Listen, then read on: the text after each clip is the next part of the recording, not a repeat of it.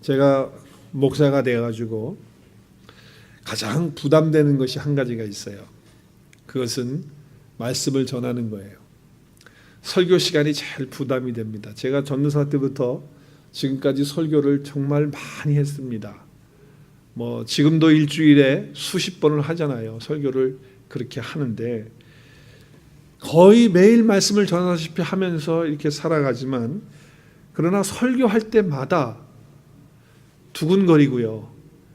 설교할 때마다 긴장이 돼서 그 전에 꼭 화장실에 또 이렇게 가야 되고 그렇게 됩니다. 왜냐하면 그 두려움과 떨림이 왜 있는가 제가 생각을 해보니까, 목사는 하나님의 말씀을 대언해서 그 말씀을 바르게 증거해야 되는 그런 사람인데, 혹이라도 내 이야기를 한다든지 성경 말씀과 관계없는 그런 이야기를 하고 바른 말씀 전하는 것이 아니고 그렇지 못할까 봐 항상 마음에 걱정이 있고 두려움이 있고 눌림이 있는 것을 보게 됩니다. 그렇기 때문에 목사는요, 항상 내 입에 그리고 마음에 하나님의 말씀이 있어야 되는 것이에요. 이건 기본입니다. 기본. 그리고 함께 하고 있는 성도들도 이 목사의 입을 통해서 나오는 이 하나님의 말씀을 정말 설교를 통해서 받게 되기 때문에, 교회는 어떻게 보면 바른 말씀의 집이 되어야 되는 거예요. 항상 하나님의 바른 말씀이 전해지는 곳이 교회가 되어야 된다라고 하는 것이에요. 그래서 교회는요, 그 어떤 것보다도 하나님의 바른 말씀이 있고 또 그 말씀이 전거되어지고 또 가르쳐지는 그런 모임이 되어야 되고, 그런 교회가 되고 그런 공동체가 되어야 된다라고 하는 것이죠. 여러분, 그렇다고 한다면 어떤 목사가 좋은 목사고 어떤 목사뿐만 아니라 어떤 교회가 좋은 교회입니까? 말씀이 좋은 교회, 그것이 바로 좋은 교회고요. 말씀이 바르게 있을 때 좋은 교회가 되고, 또 목사도 하나님의 말씀을 바르게 가르쳐주고 바르게 전해주는 그 목사가 좋은 목사인 줄로 압니다. 좋은 목사예요. 좋은 교회도 그와 같은 거고요. 물론 말씀 아니라 다른 것도 좋으면 좋겠죠. 교회 안에 여러 가지 좋은 것들이 많이 있으면 얼마나 좋겠어요. 시설도 좋고 또 시스템도 좋고 프로그램도 좋고 이러면은 훨씬 더 좋겠죠. 그러나 그것보다도 정말 좋은 교회라고 할 때는, 그때는 하나님의 말씀이 바르게 있는 그 교회가 바로 좋은 교회가 아닌가 이렇게 생각되어지고요. 또 우리의 신앙생활뿐만 아니라 우리 교회가 하나님의 말씀이 정말 풍성하게 있을 때 좋은 교회일 뿐만 아니라 하나님이 기뻐하시는 교회가 된다. 굉장히 중요한 그런 부분이 되는 것입니다. 그렇다고 한다면 말씀이 좋다는 것은 뭘 말하는 걸까요? 그 교회의 말씀이 좋다, 그 목사님 참 말씀 참 좋으셔 라고 할 때 여러분 어떤 기준을 가지고 그 목사님 말씀이 좋다, 또 그 교회가 말씀이 좋다라고 이렇게 얘기합니까? 말씀을 전하는 자가 말씀을 아주 요창하게 저 한마디 없이 그냥 쫙 달별으로 쫙 얘기하면 말씀이 좋은 겁니까? 아니면 목사님이 말씀을 하시는데 너무 재밌게 하시는 거예요. 졸음이 안 와. 너무 재밌어가지고. 그럼 좋은 말씀이죠. 그래서 좋은 말씀이 될 수 있겠죠. 좋은 말씀 될 수 있을 것 같아요. 또 아니면 목사님의 말씀을 들으면 유익한 정보나 유익한 소식이나 또 유익한 것들이 많이 있어요. 그런 걸 들을 때 우리는 마음속에 정말 말씀이 좋으시다. 또 여러분이 예배 끝나고 나서 어떨 때는 목사가 말씀이 좋을 때 서로 얘기해요. 오늘 참 은혜 많이 받았다고, 오늘 참 목사님 말씀이 참 좋으셨다고 이렇게 얘기할 때 그 좋았다고 하는 그 기준이 뭐냐 그 말이에요. 재밌어서 좋았어요? 아니면 뭐가 나에게 유익한 것이 있었기 때문에 좋았어요? 아니면 다른 것이 나에게 있었기 때문에 그 말씀이 좋은 것입니까? 여러분, 만약에 목사님의 말씀이 재밌어가지고 좋았다고 한다면 그러면 교회 나올 필요 없어요. 재미있는 말씀은요, 유튜브는 아니라 텔레비를 봐도 그렇고 미국에서도 한국에서도요, 개그맨들이 정말 잘 웃기더라고요. 코미디언들 얼마나 웃기는지 몰라요. 재미있게 말도 하고요, 그냥 스트레스 팍 날려버리고 그러더라고요. 정말 재미있는 얘기 많이 하더라고요. 그렇기 때문에 그렇게 보면 되는 거고요, 거기 가서 그렇게 들으면 되는 거예요. 또 유익한 말씀, 유익한 좋은 이야기 듣기를 원해요. 그러면 그거는 유튜브나 아니면 어떤 인생 강좌나 건강 세미나나 이런 데 가서 들으면 정말 내가 유익한 거 많이 받았다고 이렇게 말할 수 있을 거예요. 지금 얼마나 많은 것들이, 좋은 것들이 영상을 통해서 또 TV를 통해서 나오는지 몰라요. 자, 그렇다고 한다면 우리가 교회 와서 좋은 말씀을 들었다고 할 때, 참 오늘 말씀 좋았다고 할 때 무엇을 근거해서 좋았다고 할 수 있느냐는 거예요. 어떤 재미나 유익한 정도가 아니라 그 선포되는 말씀이 중요한 것인데, 그 말씀의 내용이 복음의 내용일 때 좋은 말씀인 줄로 믿으시기를 바랍니다. 복음의 말씀이 될 때 좋은 말씀이에요.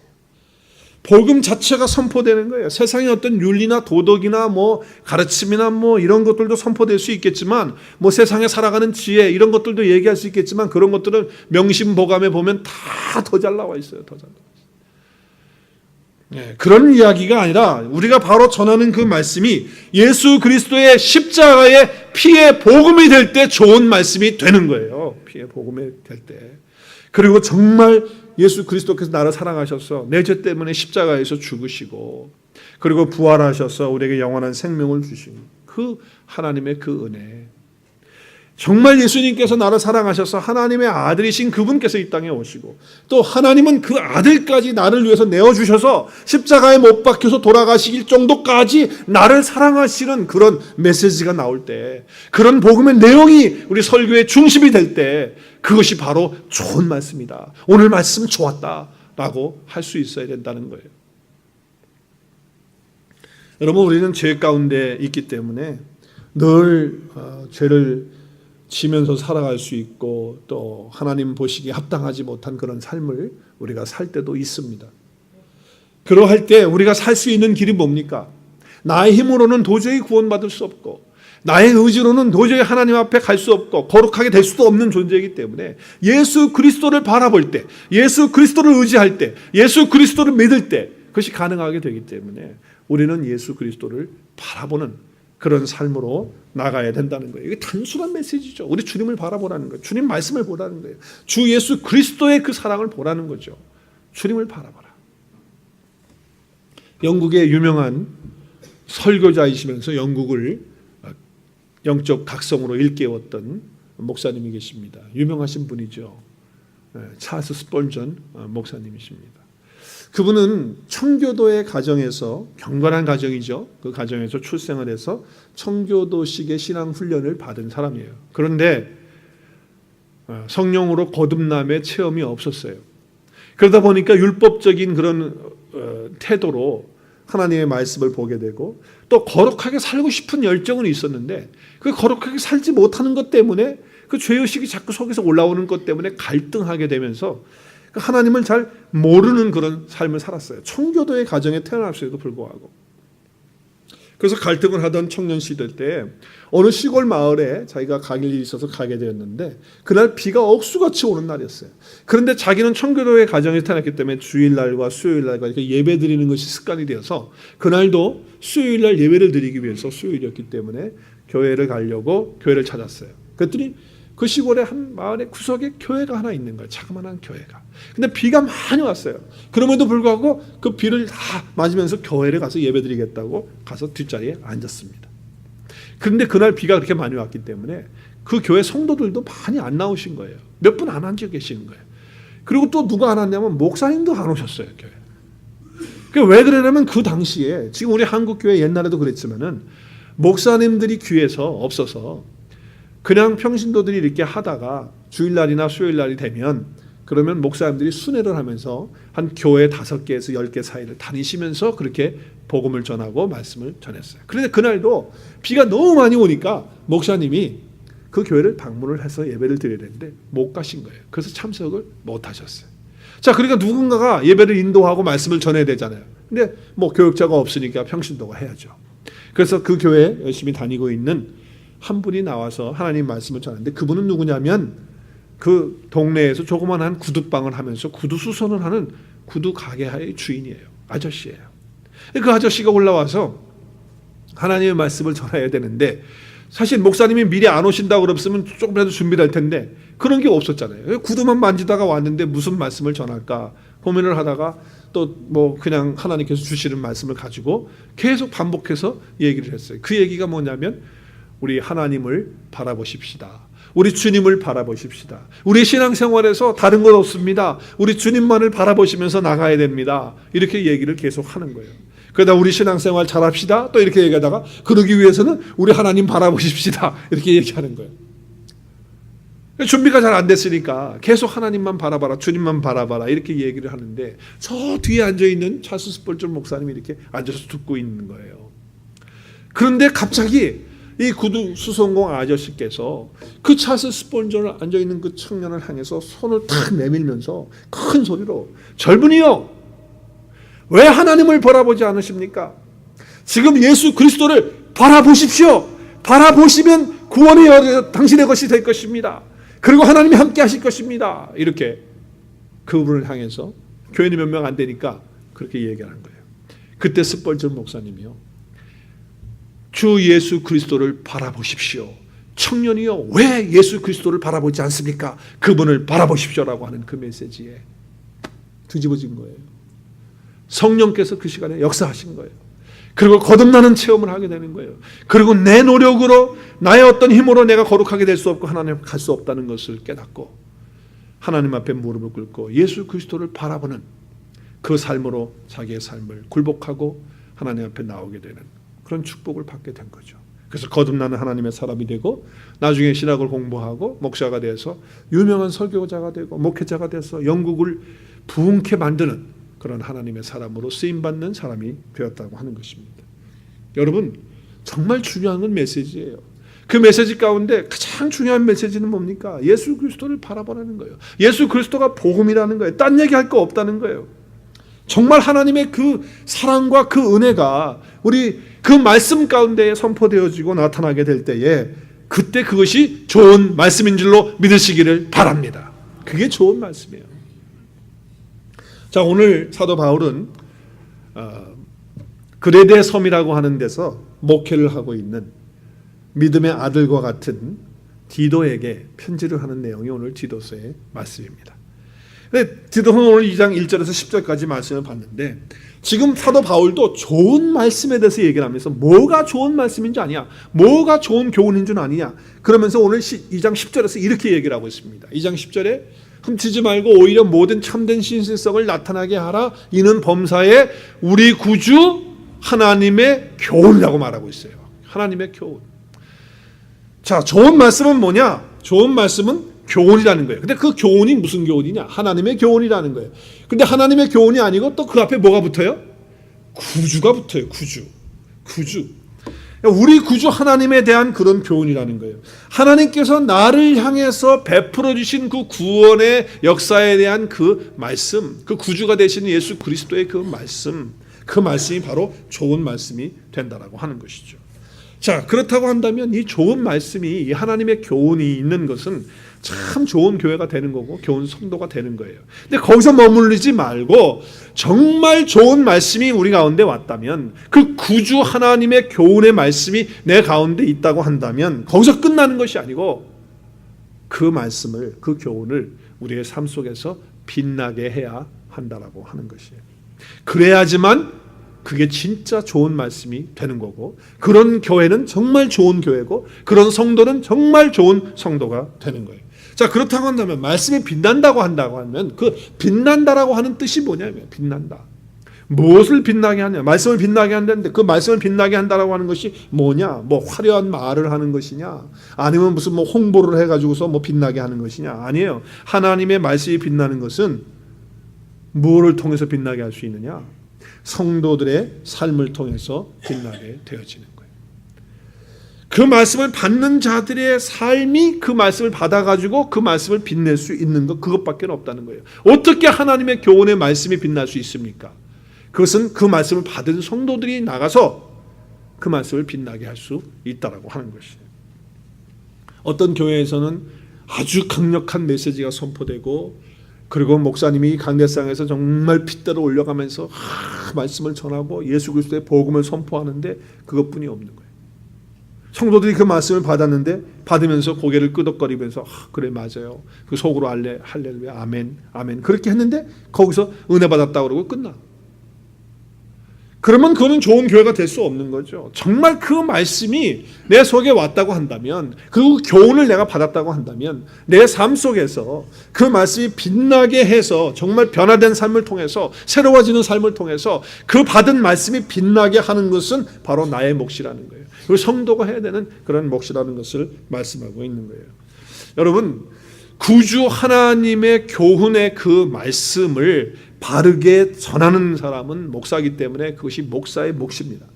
물론 목사도 그 말씀을 자기가 전하고 받은 대로 그렇게 말씀을 빛나게 살아야 되지만, 특별히 성도들은 그 말씀을 받았다고 한다면, 목사를 통해서 하나님의 말씀의 그 구주 하나님의 교훈의 말씀을 받았다고 한다면 그 말씀을 빛내야 되는 책임은 바로 성도인 여러분들이 해야 된다고 하는 거예요.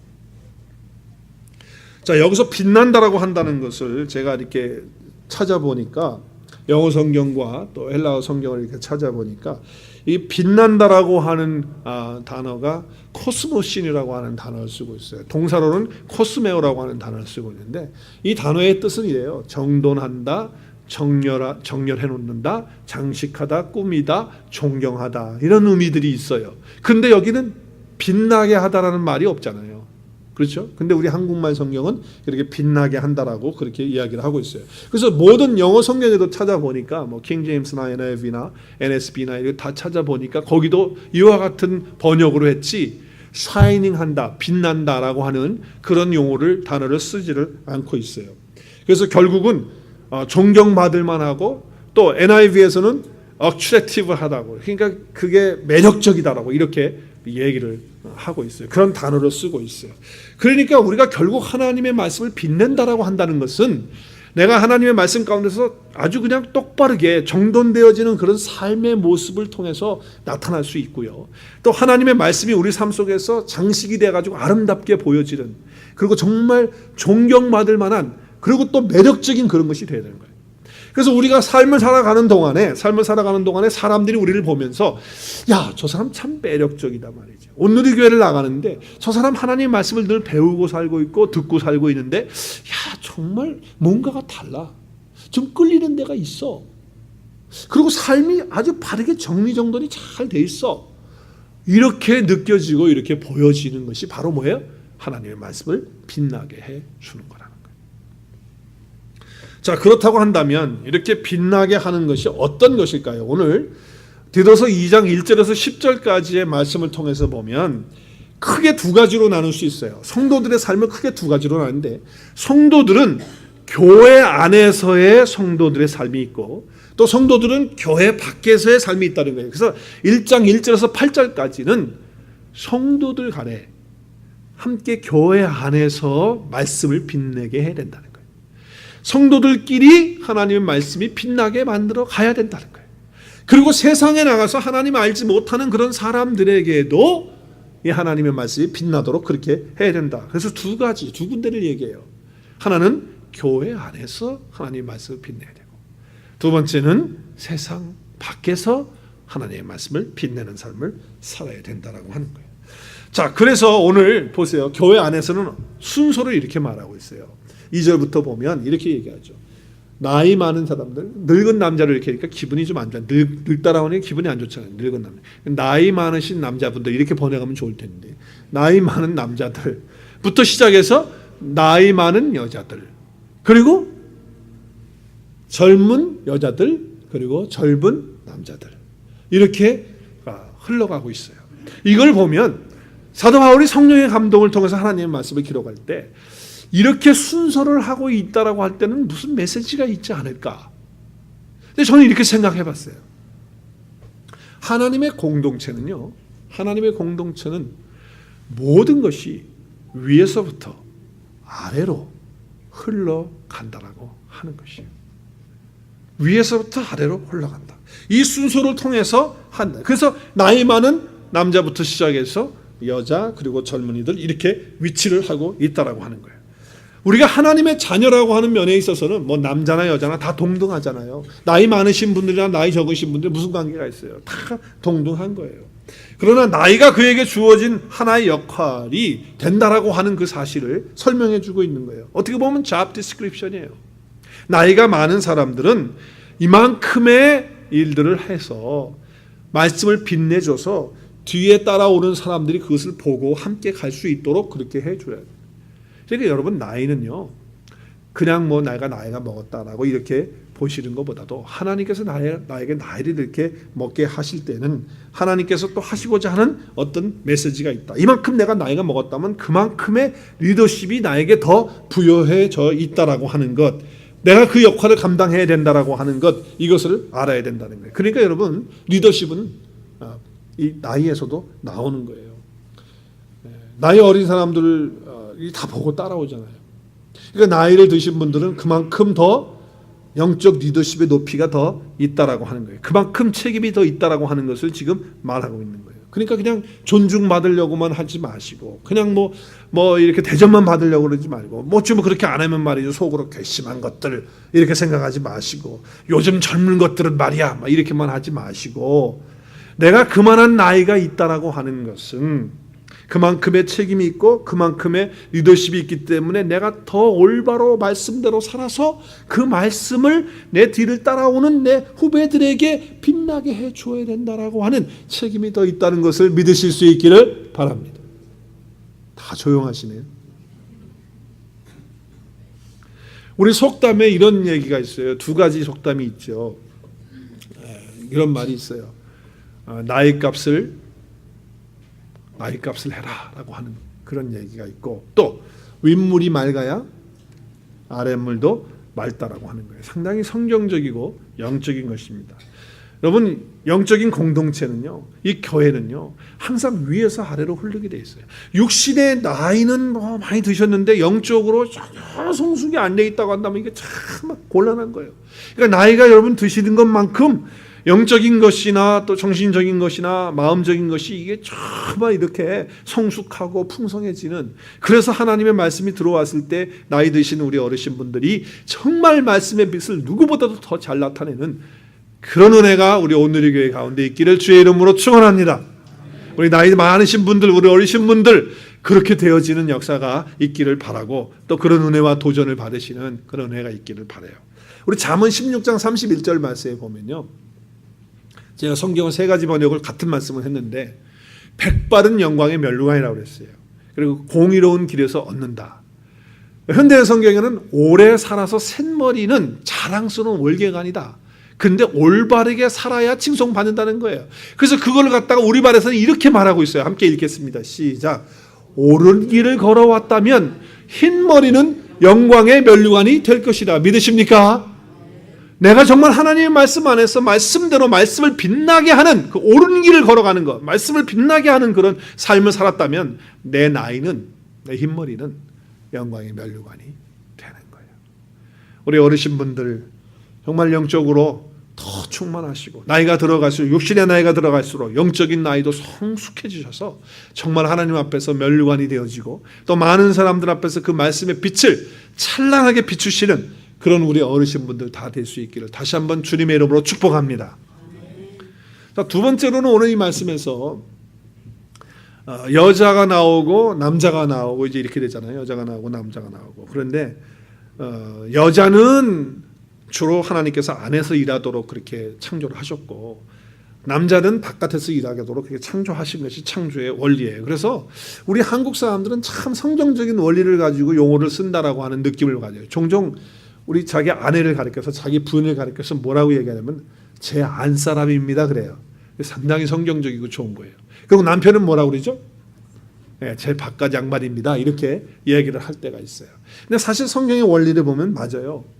여자분들은 안에서 섬세하게 부드럽게 이렇게 일을 하도록 하나님이 그렇게 만드셨고, 남자분들은 좀 강력하게 또 힘있게 이렇게 일을 할 수 있도록, 바깥 일을 하도록 그렇게 하나님이 원리를 만드셨고 창조하셨다고 하는 거예요. 물론 요즘에는 또 여자분들도 남자보다 센 분들이 있긴 하지만 그렇지만 그 원리는 그렇다 그 말이죠. 자, 그렇기 때문에 오늘 여기 보세요. 늙은 남자가 나오고, 그 다음에 젊은 남자가 나오고, 늙은 여자로부터 젊은 여자로 가서 젊은 남자로 다시 가는 것을 보게 됐어요. 이게 뭐냐면 안에서부터 밖으로 이렇게 흘러가는 거예요. 공동체는요, 우리 내부에서부터 흘러가지고서 세상으로 흘러가는 것이 맞는 거예요. 여러분 에스겔서에 보면 하나님의 성전에서 물이 흘러나와요. 그 물이 흘러나와가지고 어떻게 합니까? 세상으로 그 물이 향해서 갑니다. 세상에 있는 물이 성전으로 들어가는 적은 없어요. 성전에 있는 물이 흘러서 세상으로 가는 거예요. 그러니까 우리가 안에서부터 밖으로 가는 것이 이것이 맞다는 거예요. 맞다는 거예요. 그러니까 내가 먼저 안에서 하나님의 말씀으로 은혜를 받고 하나님의 교훈의 말씀을 통해서 내가 깨닫게 되면 그 안에서부터 나와서 밖으로 하나님의 말씀의 빛을 드러내는 그런 삶을 살게 되는 거예요. 교회도 마찬가지예요. 오늘 예배를 드리면서 여러분이 은혜 받고 여기서 말씀 깨닫고 여기 안에서부터 정말 우리가 충만해가지고 이렇게 나가게 되면 세상에서 말씀을 비추는 그리고 말씀을 드러내는 그런 삶을 살 수가 있게 된다라고 하는 것이에요. 그런데 그 안에서 썩어가지고 서로 갈등하고 시기하고 질투하고 그냥 맨날 그런다고 칩시다. 그러면 나가서 뭘 할 수 있어요? 세상에 나가서 바깥에 가서 아무것도 할 수 없는 거예요. 안에서 바르게 될 때 바깥에서 잘 되는 거예요. 가정도 마찬가지예요. 가정이 막 엉망진창인데 말이죠. 세상 나가서 뭘 할 수 있겠냐고요. 그래서 두 가지. 하나님의 공동체는 위에서 아래로 흘러가는 것이 법칙이다. 그리고 하나님의 나라는 항상 안에서부터 시작해서 내 안에서부터 시작해서 내 공동체에서 내 가정에서부터 시작해서 세상을 향해서 가도록 되어져 있다. 라고 하는 것을 가르쳐주고 있습니다. 자, 그렇다면 어떻게 하는 것이 말씀을 구체적으로 빛나게 하는 삶이냐? 오늘 2절 말씀을 통해서 보게 되면 말씀의 능력이 돼서 우리 인격과 삶을 다스리는 역사가 나타날 때 말씀의 빛이 된다는 2절 말씀 보겠어요. 우리 함께 같이 읽겠습니다. 2절 시작. 늙은 남자로는 절제하며 경건하며 신중하며 믿음과 사랑과 인내함에 온전하게 하고, 자, 여기 절제라고 하는 자기 컨트롤이라고 하는 셀프 컨트롤이죠. 이것을 잘 하는 것은 말씀이 능력이 돼가지고 그 말씀이 나를 제어하고 그 말씀이 나를 통제하고 그 말씀이 나를 다스릴 때, 그 말씀이 그냥 인포메이션으로 정보로 와가지고는 안 돼요. 그 말씀이 능력으로 오게 될 때에 그것이 가능하다라고 하는 거예요. 그래서 신중하게 되고 그 다음에 믿음과 사랑과 인내함을 가지게 된다는 거예요. 그러니까 진짜 아름다운 믿음은 어떤 믿음이냐? 절제하는 믿음이 있을 때 그게 진짜 아름다운 믿음이 되는 거예요. 자기 고집과 아집에 빠져가지고 그냥 그 믿음이 무슨 자기 아집으로 그냥 있어가지고 그렇게 되면 통제가 안 되는 것이기 때문에 그건 바른 믿음이 아니에요. 사랑도 마찬가지예요. 이 사랑도 하나님의 말씀의 능력 가운데서 있어야지, 그렇지 않으면요 맨날 이 사랑이 치우치는 거예요. 그래서 나를 좋아하는 사람만 사랑하고, 내가 나에게 잘해주는 사람만 내가 사랑하고, 내 눈에 보이니까 사랑하고, 좋게 보이니까 사랑하고, 안 좋게 보이면 마음에 안 들면 그러면 어떻게 해요? 금방 왼수가 되어지는 거예요. 이거는 진실한 그런 믿음 안에서의 능력을 가진 하나님의 말씀이 능력으로 나타나는 것이 아니라는 거예요. 인내도 마찬가지예요. 인내도 많은 경우 보면 참는다고 하는데, 견딘다고 하는데 그거를 갖다가 눌러놓고 쌓아놓는 경향이 많아요. 그래가지고 언젠가는 두고 보자. 그래, 내가 지금 이러지만 말이지, 너 다음에 내가 하면서 복수를 꿈을 꾸면서 말이죠. 한번 그러니까 터지면 크게 터지는 거야. 막 쌓아놓고 눌러놓고 압축해놓고 있다가 언젠간 봐라 그러면서 그냥 그렇게 얘기하는 참. 또 어떤 분들은 포기하고 무시하는 사람들이 있어요. 그래서 어떻게 합니까? 이게 보면 아유, 저거 그냥 내버려둬. 저거 그냥 내버려둬. 포기야, 포기. 저거 그냥 내버려둬. 저런 건 상대하지 마. 내팽개친 거죠. 무시한 거죠. 그건 참는 게 아니에요. 그건 견디고 인내하는 게 아니에요. 정말 말씀의 능력으로 인내하고 참는 거는 그런 게 아니에요. 정말 저 사람이 하나님 앞에 발을 댈 때까지 끝까지 기도하면서 그 꿈을 포기하지 않고 내가 이제까지 참고 견디고 인내했으니까 하나님께서 때가 되면 하나님 저 사람을 새롭게 하시고 또 아름답게 하시고 그렇게 하실 것이라고 하는 기대와 소망을 가지고 그 사람을 사랑하는 것, 이것이 말씀의 능력을 가지고 사랑하는 것이고 그것이 바로 말씀의 능력을 가지고 인내하고 참는 거예요. 그런데 그렇지 않고 그냥 자기를 눌러놓고 있다가 언젠가 팍 터져버리는 거는, 그거는 인내가 하나님의 말씀의 능력이 인내가 아니라는 거예요. 자, 오늘 또 3절에 보면 두 가지 부분을 하지 말라고 이렇게 이야기하고 있어요. 3절 시작. 늙은 여자로는 이와 같이 행실이 거룩하며 모함하지 말며 많은 술의 종이 되지 아니하며 선한 것을 가르치는 자들이 되고, 여기 좀 하지 말라는 게 두 가지가 있어요. 뭐예요?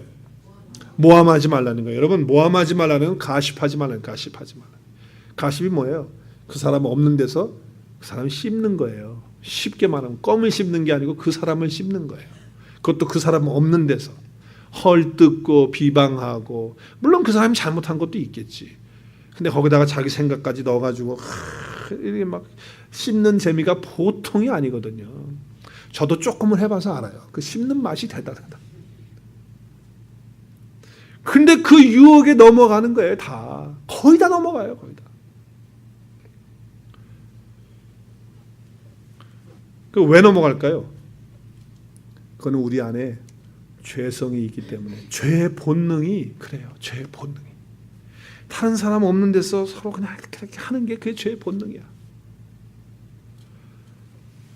그래서 이걸 이길 방법이 없어요. 이길 방법은 뭐냐? 하나님의 말씀에 능력을 갖는 것밖에 없는 줄로 믿습니다. 다른 거 없어요. 뭘로 하겠어요? 뭘로? 내 힘으로 안 되는데, 능력으로 안 되는데. 다른 사람이 없을 때 그 사람을 놓고서 이러쿵저러쿵 하면서 말하는 것은요, 책임이 없는 말이에요. 말도 안 되는 얘기고요. 그래서 모함하지 말고 헛들지 말라고 하는 거예요. 제 본성에 이길 수 있는 방법은 하나님의 말씀밖에 없다. 그리고 그 말씀을 빛내는 삶은, 이렇게 살면 절대로 말씀이 빛날 수가 없어요. 오늘 그 교훈을 빛나게 하라고 그랬잖아요. 그 말씀을 빛나게 하라고 했잖아요. 근데 맨날 비방하고 뒤에서 욕하고 뒤에서 씹고 앉아있고 뒤에 가지고 가십하고 있는데 무슨 말씀이 빛이 나겠어요? 캄캄해지기만 하지. 그래서 오늘 그것도 나이 많으신 분들 얘기하면서 지금 모함하지 말라 얘기하고 있어요. 또 하나는 뭐예요? 또 하나는 술에 종이 되지 말라는 거예요. 술에 종이. 여러분, 여기 술은 와인입니다. 와인. 그 당시에 와인이에요. 근데 여러분, 그 배경을 보면요, 이 배경을 보면 이 당시에 이 그레데 섬에는요, 먹을 물이 없어요. 물이 나오는데 석회수에다가 뭐 이게 완전히 이래가지고 먹지를 못해, 물을. 그러니까 포도나무에서 나온 그 열매즙을 짜서 그걸 물 대신 마셨던 거예요. 그러니까 예수를 믿는 사람들도 목이 마려우면 물이 없으니까 어떻게? 손아 집사님 어떻게? 물이 없어. 물이 먹을 물이 없는 거야. 있다고 한다면 뭐예요? 포도에서 따가지고 즙을 만들어서 낸 것밖에 없는 거예요. 그러니까 예수 믿는 사람들도 물 대신에 와인을 마실 수밖에 없는 그런 상황이 된 거예요. 자, 그런 상황 속에서, 자, 지금 와인을 마시는 게 지금 그런 상황 속에서 잘못된 겁니까? 물이 없어서 물 대신 먹는 건데. 그렇죠? 마시는 거예요. 식사 때도 또 음료수 때도 음료수로 이렇게 마시는 거예요. 근데 뭐예요? 술은 술이고 와인은 와인이다 그 말이에요. 그러니까 그것을 많이 마시다 보면 어떻게 될까요? 취하죠. 또 그 다음에 어떻게 돼요? 취하는 것뿐만 아니라 계속 물이 없어서 물처럼 마시게 되면 어떻게 돼요? 이게 중독이 되죠. 그러면 이제 안 마시면 어떻게 될까? 안 마시면 떨리는 거예요. 눈이 돌아가고 떨리고 초조해지고 이제 이런 상황이 될 수밖에 없는 거예요. 많이 먹으면 그 다음에 어떻게 돼요? 사람이 제정신이 아니어가지고 술주정도 하게 되고 이런 상황이 된다는 거예요. 더러워진다는 거예요. 그걸 막을 수가 없다는 거예요. 그런데 사람들이 뭐냐?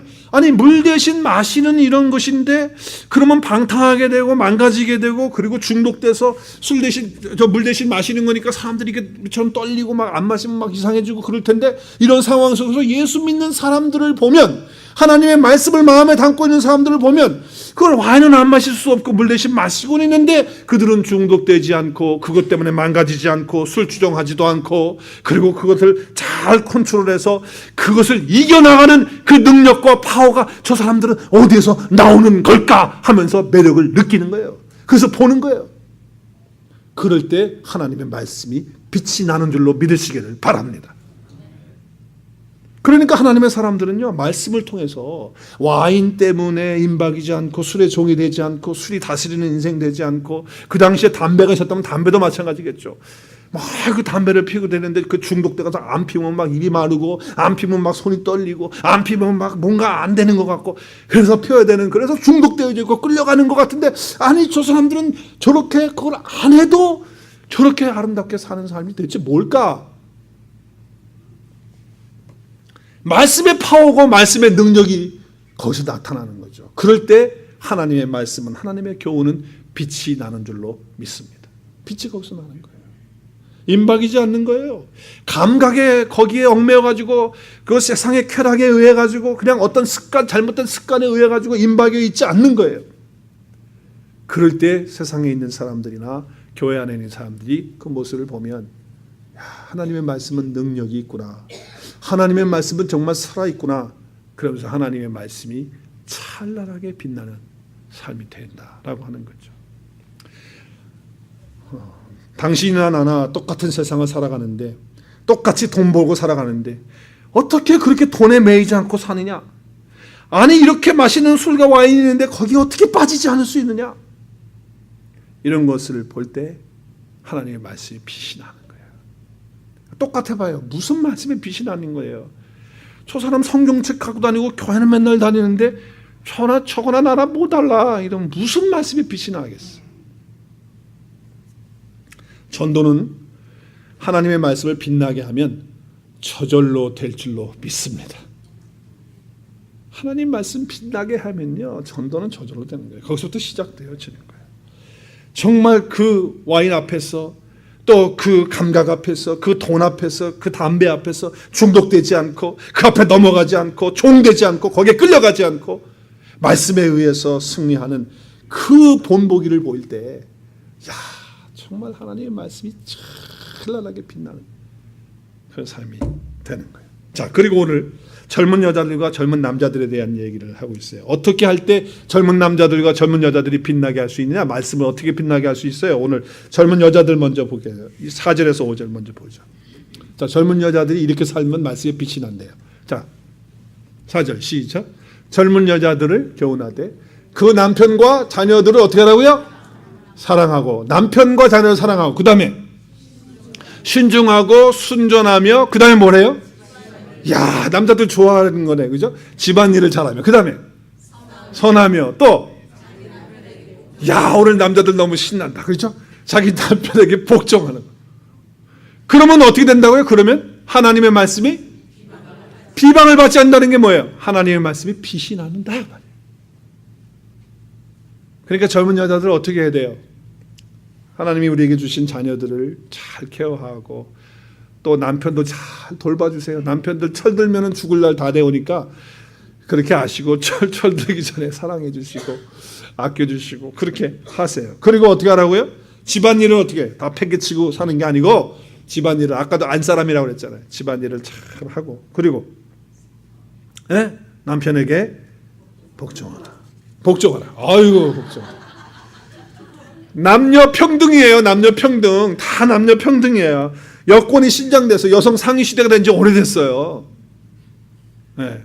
그러나 성경에서 가르치는 대로 우리가 살게 되면 하나님의 말씀이 빛이 나는 거예요. 빛이 나는. 이런 덕목들이 젊은 여인들에게 왜 필요하다고요? 말씀이 비방받지 않고 그 말씀이 잘 나타내고 빛나게 하기 위해서 그렇게 하는 것이다. 자, 젊은 남자들은 어떻게 할 때 빛이 날까요? 말씀이 빛나게 하려면 6절 7절 시작. 이와 같이 젊은 남자들은 어떻게 해요? 신중하고. 신중하다는 것은 사력이 있고 성숙하고 분별력이 있는 거죠. 그리고 모든 일에 자신이 선한 일에 어떻게 한다고요?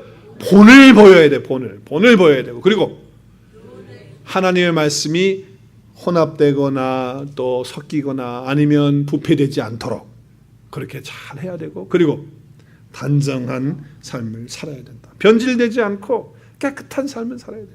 요즘의 세상 사람들의 풍조에서 이게 가능한 일이에요? 이게 쉽지 않은 거예요.